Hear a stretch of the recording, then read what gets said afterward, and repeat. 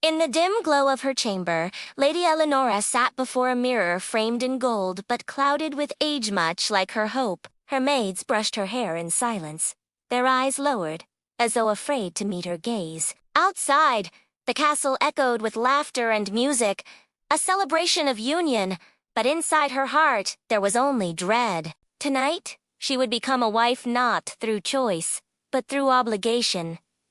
Her father had spoken of alliances, not affection. Her mother had whispered advice that sounded more like warnings.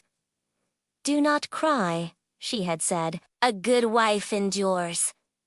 Eleonora's hands trembled as she touched the white gown she wore, a symbol of purity that felt like a shroud. The priests had blessed her union, declaring it holy, but she knew holiness had little to do with what awaited her. When midnight came, the chamber door creaked open. Her husband stepped in, his shadow falling across her face like a curse. She forced a smile, though her body screamed to flee. In that moment, Eleanor realized what every medieval bride eventually did. Marriage was not a promise of love, but a surrender of self. The night she feared most had come, and there was no dawn bright enough to undo it. The veil was silk, pure and white, fluttering softly in the candlelight as Lady Isolde walked through the great hall. Her face was hidden, but her fear was not. Every step toward the altar felt heavier than the last. Her mother's words echoed in her mind.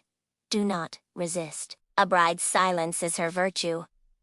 The priest's voice droned through vows she barely heard. Her soon-to-be husband, a nobleman, twice, her age watched her with an expression of possession rather than affection. When he lifted the veil, her heart stuttered, but her lips stayed still.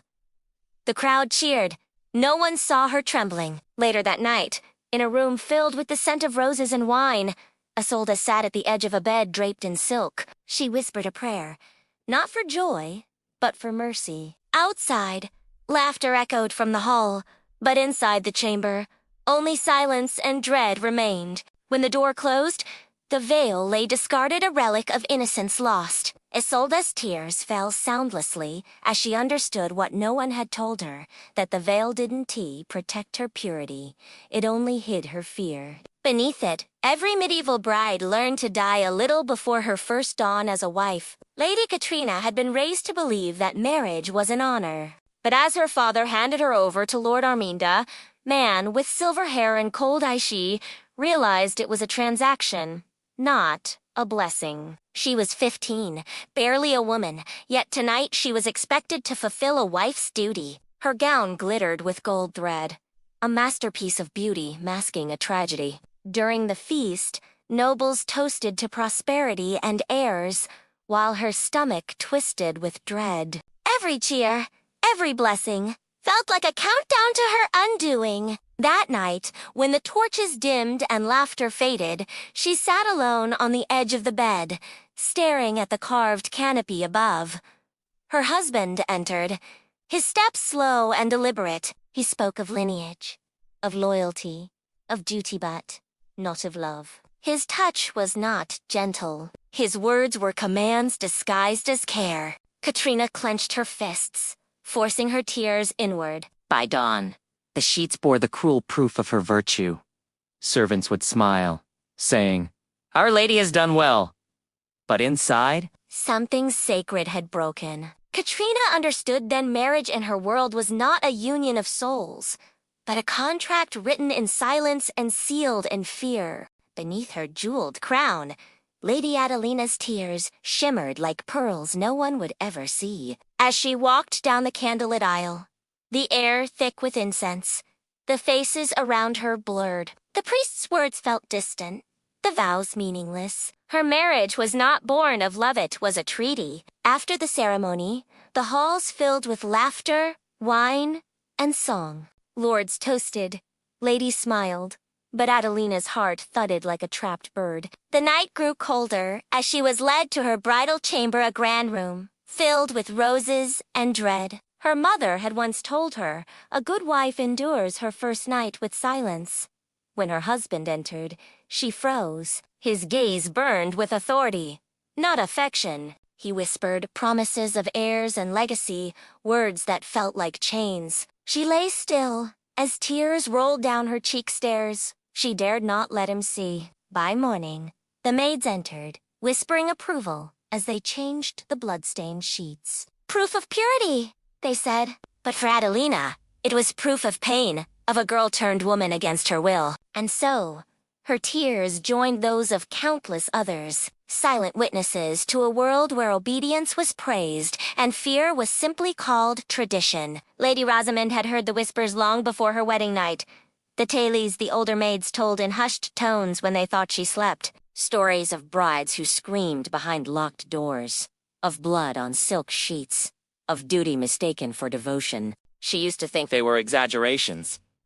Until now. Her bridal chamber was a masterpiece of wealth silk curtains, silver mirrors, roses scattered like confetti, but none of it could hide the terror that crawled beneath her skin. The air was heavy with incense and expectation. The priest's words still echoed.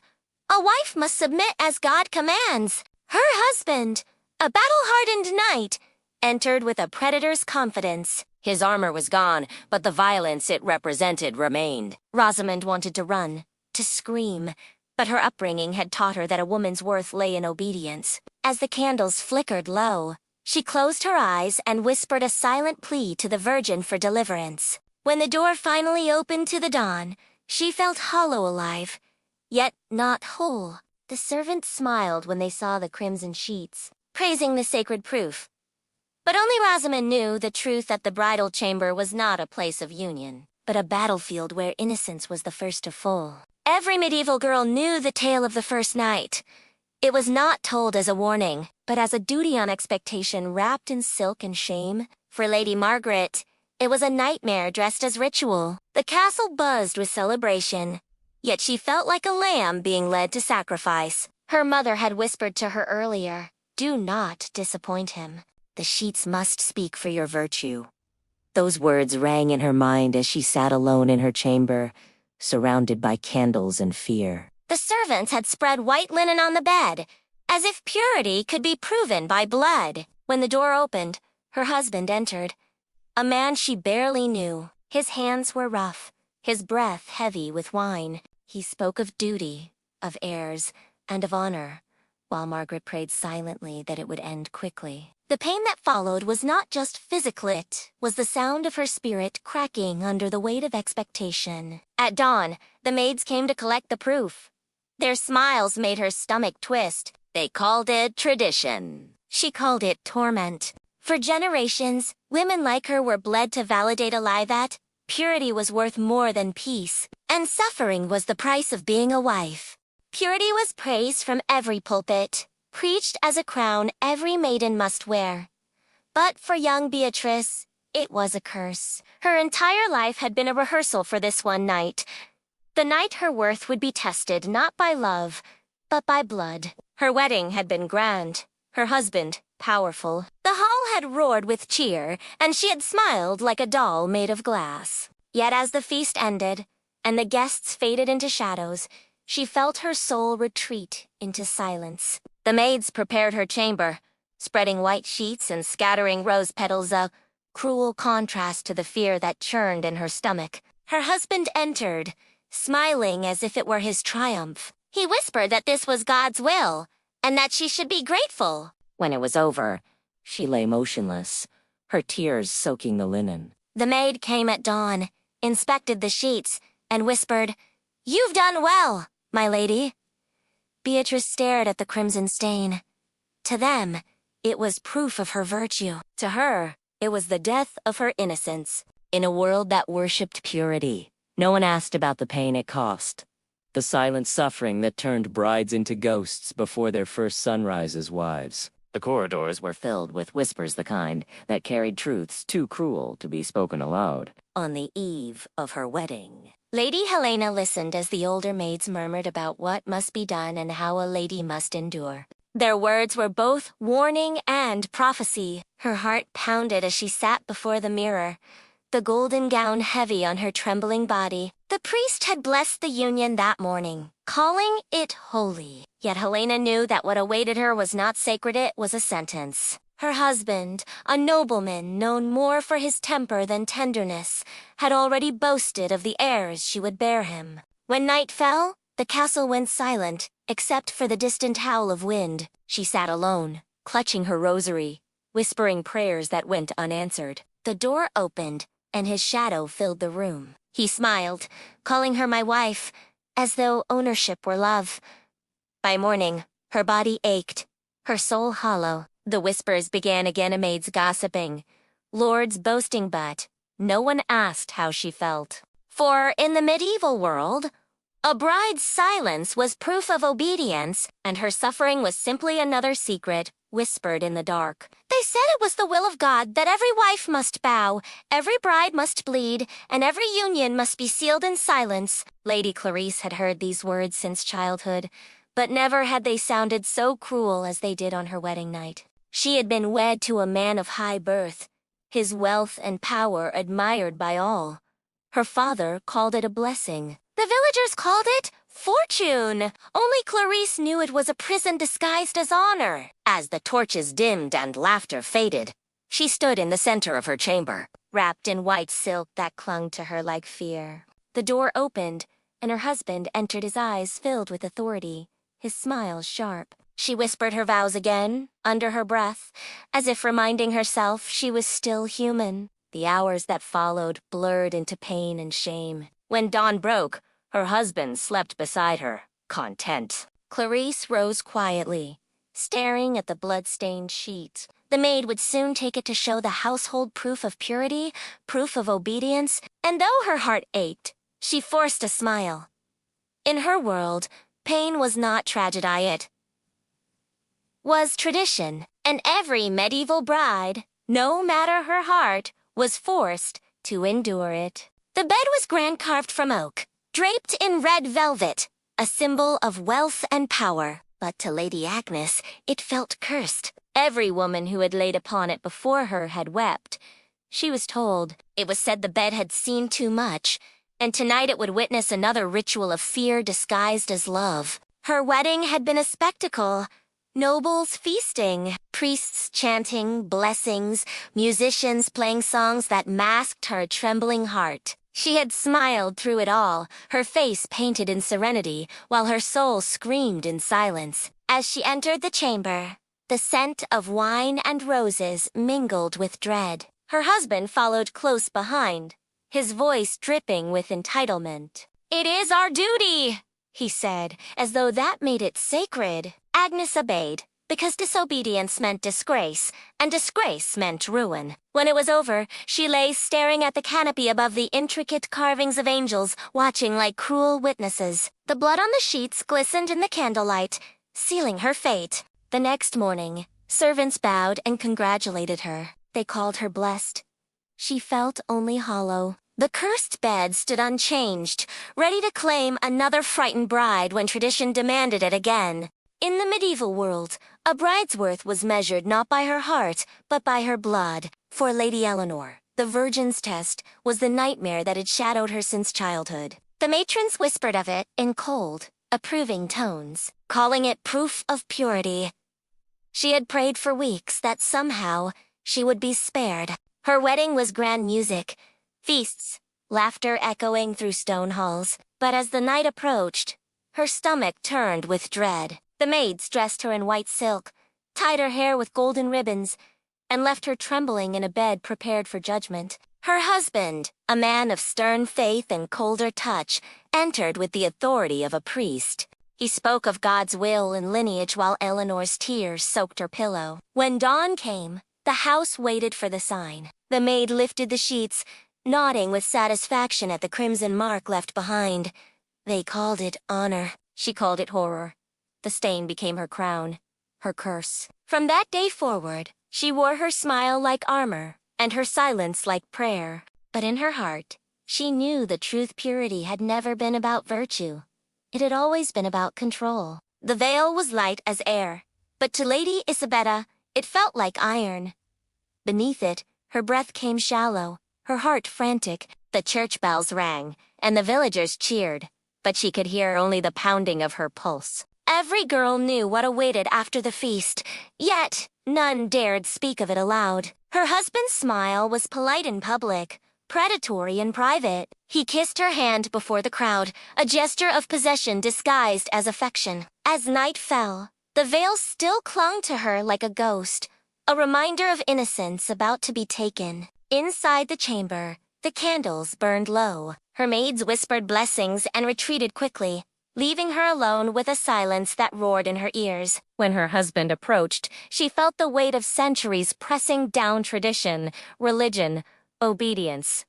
She did not resist. She did not cry. By dawn, the veil lay crumpled on the floor, its fabric stained with tears, invisible to all. In the morning light, she smiled for the servants, her face composed. The veil would be stored as a keepsake of beauty, but only she knew what it truly concealed.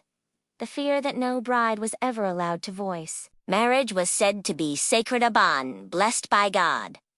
But for Lady Isoria, it was a prison sealed with prayer. From the moment her father arranged her union, she became property, exchanged for land and gold. Her husband was older, crueler, and eager to remind her of her place. Her wedding day was filled with grandeur, but her soul was numb. As torches lit the great hall, she forced smiles for the lords who congratulated her. When the guests departed, the castle grew quiet, and her fear became deafening. In the bridal chamber, every object seemed to mock her. The white sheets, the perfumed candles, the holy cross above the bed. Her husband removed his cloak with the ease of habit. "A wife obeys," he said, his tone more command than comfort. The night stretched endlessly. By morning, Isoria stared at the blood-stained linen, knowing the household would rejoice. They would call it a triumph of virtue. She would call it the death of freedom. In the years that followed, she would host feasts, bear children, and play the role of the dutiful lady. But in her heart, she remained trapped in that night forever, bound by a tradition that sanctified her suffering. Every story told two young girls in the Middle Ages ended the same way, and they lived happily ever after. But no one told Lady Marian what happened after the wedding feast, when the music faded and the doors closed. Her wedding had been beautiful, her gown glimmering with pearls. The guests called her lucky. Her father wept with pride.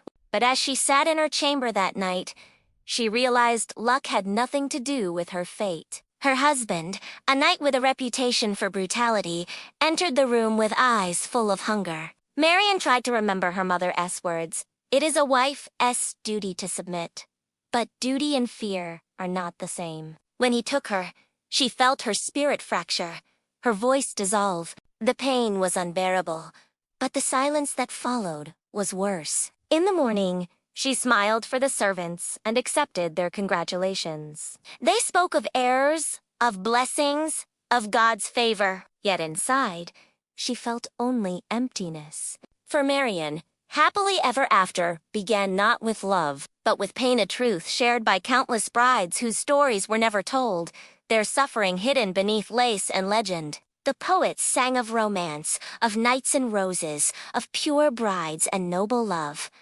But none of their verses told the truth. For Lady Cecily, that truth came on her wedding night, wrapped in gold and cruelty. The day had been filled with laughter, with nobles dancing and wine flowing freely. Yet, as night fell, every note of music turned into a drumbeat of fear. The maids whispered their advice: how to stay still, how not to anger him, how to smile afterward. It was the same ritual, repeated across generations. Her husband entered the chamber with the confidence of entitlement. His words were soft, but his actions were not. The candles flickered as Cecily closed her eyes and drifted somewhere far from her body. It was the only way to survive. When the first light of dawn crept through the window, the sheets bore the red mark of honor. The servants rejoiced. The priest blessed their union once more. But Cecily knew the truth. The wedding night was not about love or God or joy.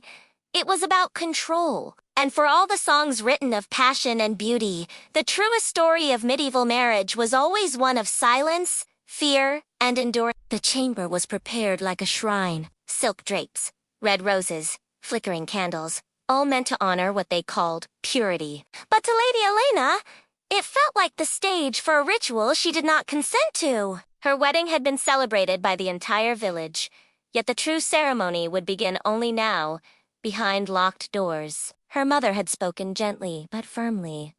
A good wife does not resist.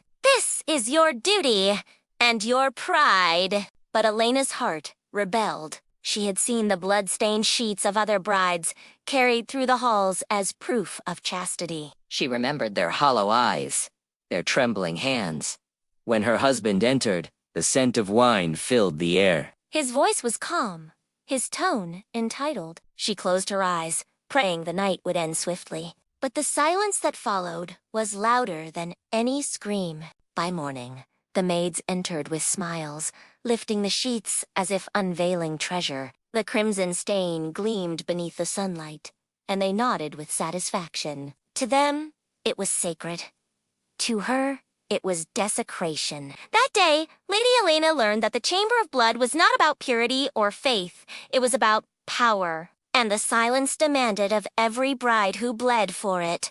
For Lady Juliana, the word love had always sounded like a fairy tale, a melody sung by poets, but never lived by women of her class. Her father chose her husband, a baron known for his wealth and cruelty. When she protested, he struck her cheek and said, "A daughter obeys."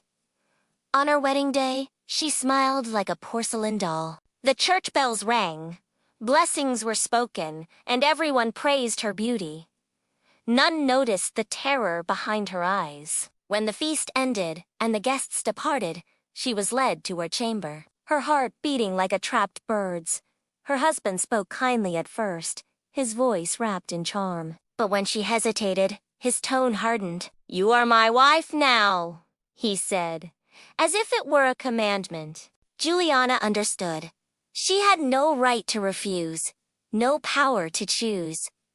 The next morning, she wore her silence like a crown. The servants bowed and smiled, calling her my lady. None of them saw the bruise beneath her collar, or the tears that refused to fall. In a world ruled by men and tradition, Juliana realized the truth.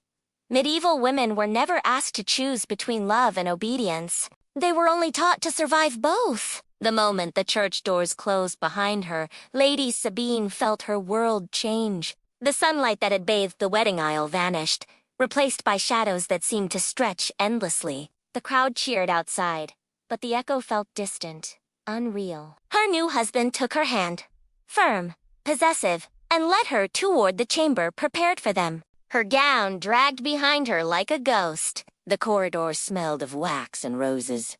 Each step toward the room felt heavier than the last. She thought of her mother's eyes at the altar, full of pride and pity. She had known this fate. When the chamber door closed, the air thickened. Her husband removed his cloak with deliberate slowness, his eyes never leaving her. "It is time," he said softly, as though mercy could live in such words.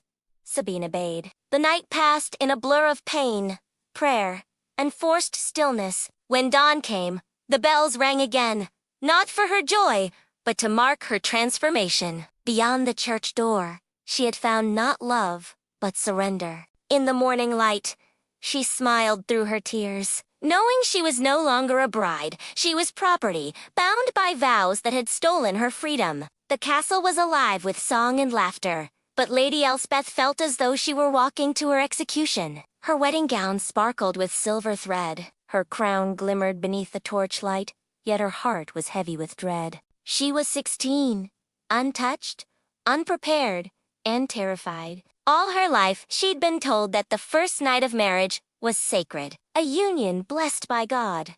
But the whispers of older women told another story, one of pain, tears, and obedience. Now, standing in her candlelit chamber, she realized which was true. Her husband, a warlord hardened by battle, entered with the scent of ale and steel. His touch was rough, his kiss uninvited. Elspeth clenched her hands until her nails broke skin. She bit her lip, refusing to scream. When morning came, she stared at the blood on the sheets, her stomach twisting in silent horror. Outside, the servants laughed and celebrated the honor of her maidenhood. Inside, she sat, frozen, unable to feel anything but emptiness. That night had stolen more than her innocence. It had taken her peace, her will, her belief in love. And though the songs would call her blessed, Lady Elspeth would forever remember the truth. She had been broken to make others proud. Lady Rosalind had grown up dreaming of freedom, of riding horses through open fields, of singing under the stars. But dreams were for girls, and she was now a bride. Her father's last words before the wedding echoed in her ears. Duty first, happiness later. She wondered when later would come. The wedding was a spectacle. Candles, gold, and smiling faces. But when the guests left, the silence of her chamber was suffocating. The bed was draped in white silk, the air heavy with roses. The maids whispered good luck and slipped away, leaving her alone to face her fate. Her husband entered, his armor replaced by arrogance. "You belong to me now," he murmured, tracing her cheek with cold fingers. Rosalind nodded, her throat too tight for words. She did not resist. She had been taught that resistance brought shame. As the night wore on, she felt her spirit retreat, piece by piece, into the dark. When morning light crept through the window, she lay awake, hollow-eyed. The castle stood with celebration, the servant praising her virtue.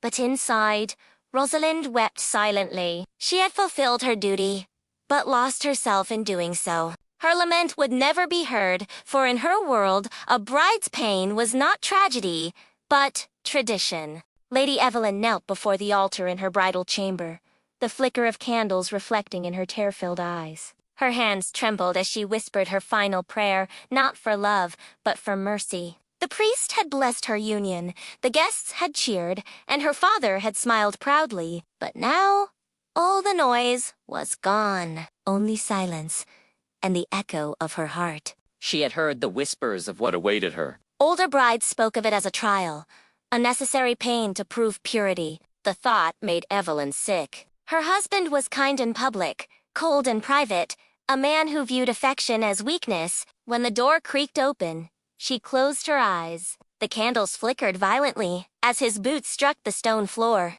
"My wife," he said, his tone both possessive and distant.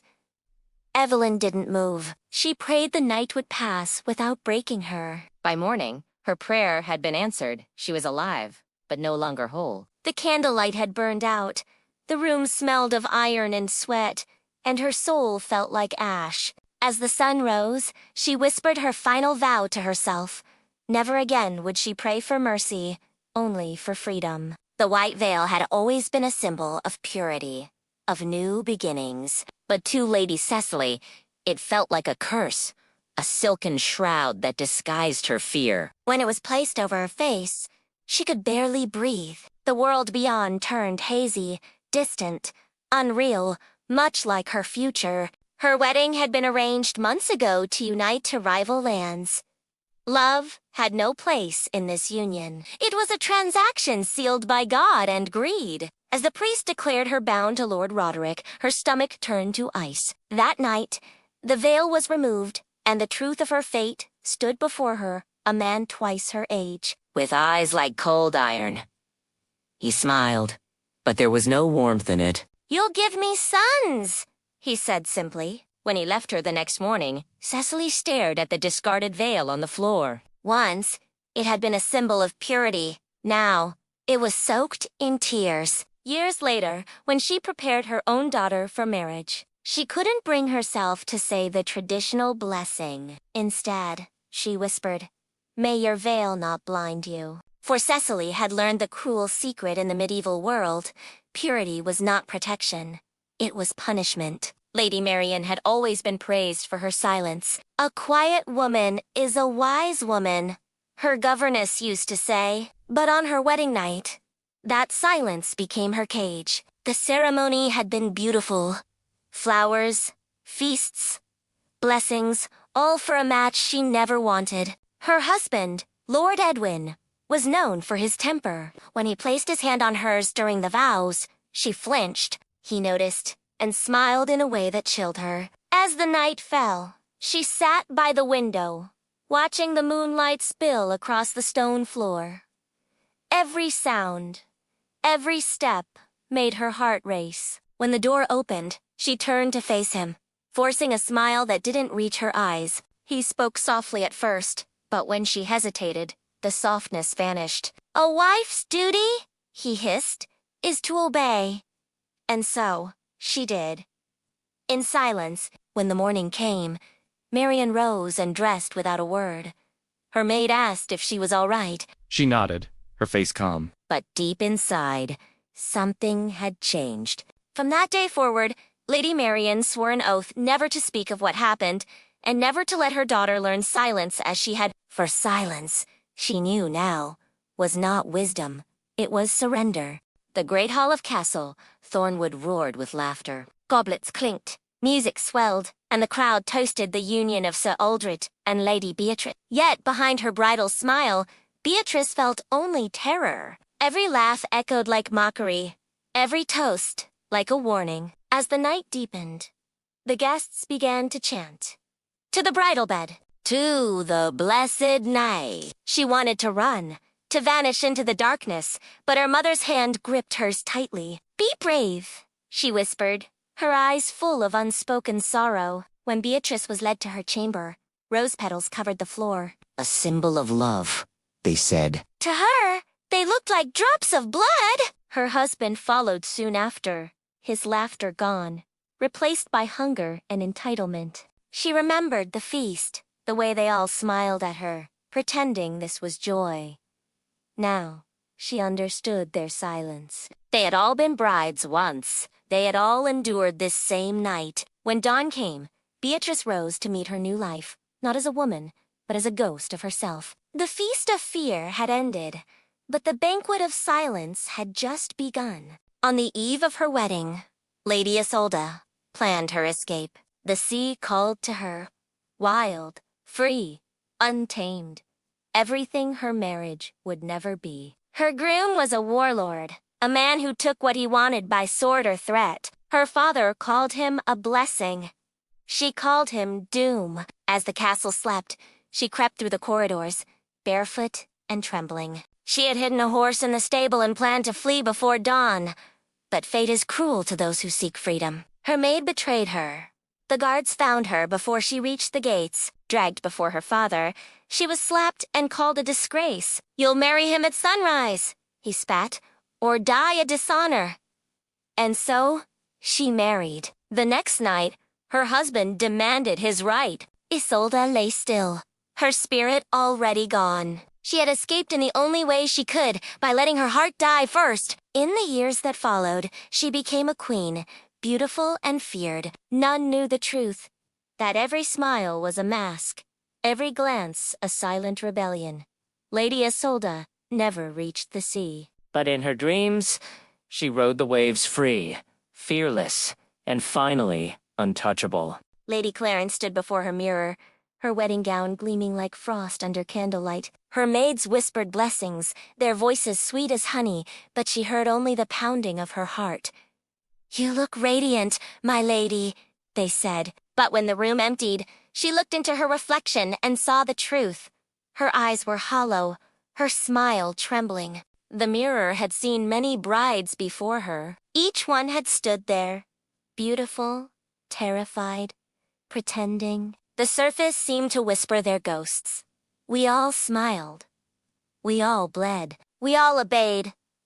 As night fell, Clarence's husband entered. He was gentle in manner, but not in expectation. His words were soft, his hands firm, the calm cruelty of tradition. She submitted as generations had before her, her body moving, but her spirit frozen. In the morning, she returned to the mirror. Her reflection looked the same, yet something vital was missing. She touched her cheek, her lips, her heart. Nothing felt like hers anymore. From that day on, she covered the mirror with black silk. She could not bear to see herself, not the girl who dreamed, nor the bride who obeyed. For in that reflection, she saw every woman who had been taught to call her pain sacred. The key turned with a metallic click, final, cold, and absolute. Lady Agnes stood on the other side of the door, trapped within her bridal chamber. It was custom, they said, that no one enter until morning. Custom, she realized, was just another word for prison. Her husband removed his sword and cloak, his face shadowed by candlelight. "You are safe now," he murmured. But she knew safety had no place here. The door was locked, not to keep others out, but to keep her in. The walls seemed to close around her. She could still hear the laughter from the feast below, fading into silence. When he reached for her, her knees gave way. She whispered, "Please," but he mistook it for invitation. Morning light crept through the barred window. The key turned again. The door opened. Servants entered with smiles, asking how the night had gone. Agnes said nothing. Her lips bled where she had bitten them to stay silent. The key, the door, the silence, they became symbols she would never forget. For in that single night, Lady Agnes learned that in her world, a woman's consent mattered only as much as the lock that held her. Lady Eleanor was only 15 when her mother began teaching her the virtues of marriage. Smile when spoken to. Never refuse your husband. And if you fear him, pray. These were her lessons, taught like sacred scripture. On her wedding day, Eleanor remembered every word. She smiled through tears as vows were exchanged, as the feast began, as the world celebrated her submission. When the guests left, her mother kissed her forehead and whispered, "Be braver." But bravery, Eleanor realized, had no place here. Only obedience. That night, her husband called her sweet wife as though naming property. When she trembled, he laughed softly. "You'll learn?" And she did. By dawn, she had mastered the art of stillness. She spoke little, smiled often, and never refused again. Her mother called her a perfect wife. Her husband called her an angel. Only Eleanor knew the truth. She had simply vanished inside herself. Years later, when her daughter asked, "Mama, what does marriage feel like?" She paused, her heart breaking. "It feels," she whispered, "like duty." The lesson her mother had given her was complete. Obedience had been her crown and her cage. Rain lashed against the stone walls as Lady Maud sat alone in her bridal chamber. The storm outside mirrored the one in her chest. Her husband, Lord Bertram, was downstairs, boasting to his men of his conquest. "She's pure," he had laughed, "and soon she'll be mine." When he entered, the torches flickered. The sound of thunder drowned her heartbeat. "Do not fear me," he said, the same words every frightened bride heard. His hand brushed her cheek. His touch burned like fire. Through the night, her mind drifted far away to the garden where she once played as a child, to her sister who died in childbirth, to the dream of a life that would never come. When it was over, Bertram fell asleep beside her, content. Maud lay still, staring at the ceiling. The rain had stopped. In the silence, she heard whispers, not from spirits, but from within. You survived. You are not broken. You will endure. It was a fragile kind of hope, but it was hers. The world might demand her silence, but her heart whispered rebellion in every breath. That night, Amid the whispers, Lady Maud swore she would never let her soul be conquered, not by him, not by fear, not by the night. Lady Helena did not cry on her wedding night. the others had warned her she would from pain, from fear, from shame, but her tears never came. Perhaps she had already shed them all in the months leading up to the day she was sold for peace between two warring families. Her husband was gentle, or so people said, but gentleness meant little when built on possession. "You are mine now," he whispered as he undressed her, his voice calm as prayer. She nodded, not out of consent, but habit. As the night passed, Helena felt her body move, her lips speak, her breath tremble, yet none of it felt like her own. She was a spectator within herself, watching a story unfold that she could not stop. When dawn came, she rose, bathed, and braided her hair. The servants congratulated her, saying she looked radiant. She smiled politely, her reflection flawless. But deep inside, a silence heavier than grief had settled. She had not cried, not because she was brave, but because something inside her had gone quiet forever. The world saw a perfect bride. But Helena knew the truth. She had survived the night, She had simply learned to live without feeling.